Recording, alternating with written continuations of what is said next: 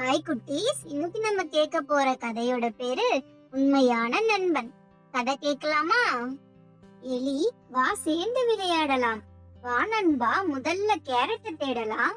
கிடைச்சத ரெண்டு பேரும் சேர்ந்து சாப்பிடலாம். ஆமா நண்பா, நல்ல நண்பர்கள் எப்போதும் பகிர்ந்து சாப்பிடுவாங்க. நீ எப்போதும் எனக்கு உதவி செய்யற. உன்ன மாதிரி ஒரு நண்பன் கிடைச்சது எனக்கு அதிர்ஷ்டம். நட்புல நன்றி சொல்லக்கூடாது நண்பா, ஒருத்தருக்கு ஒருத்தர் உதவியா இருக்கணும். ஐயோ, எனக்கு உடம்பு சரியில்லை. வாட்டே, எனக்கு உதவி செய்றியா? என்ன ஆச்சு? எனக்கு காய்ச்சல்.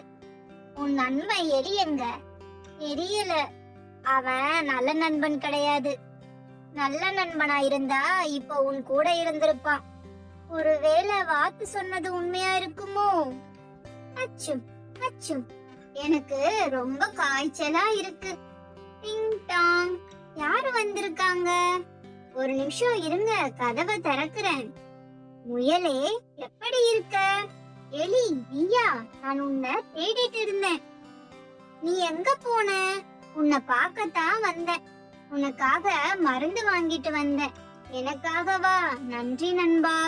நேத்து உன்னை பார்க்க வந்தேன்.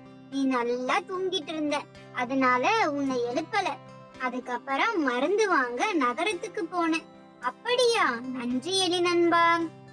எனக்காகவா நீ நகரத்துக்கு போன? ஆமா நண்பா. போகும்போது வாத்து கிட்ட நான் சொன்னேன், மருந்து வாங்கிட்டு வர முயல் கிட்ட சொல்லிடுன்னு. ஆனா அவன் உன்னை கெட்ட நண்பன் என்கிட்ட சொன்னான் நண்பா. எலி, என்ன மன்னிச்சிரு.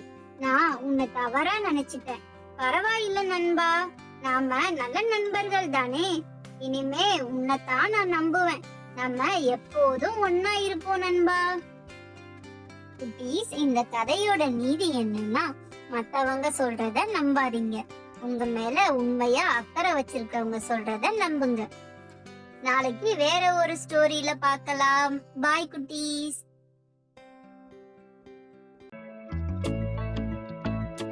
சின்ன எலி ஓடி வராதே, பயம் வேண்டாம்,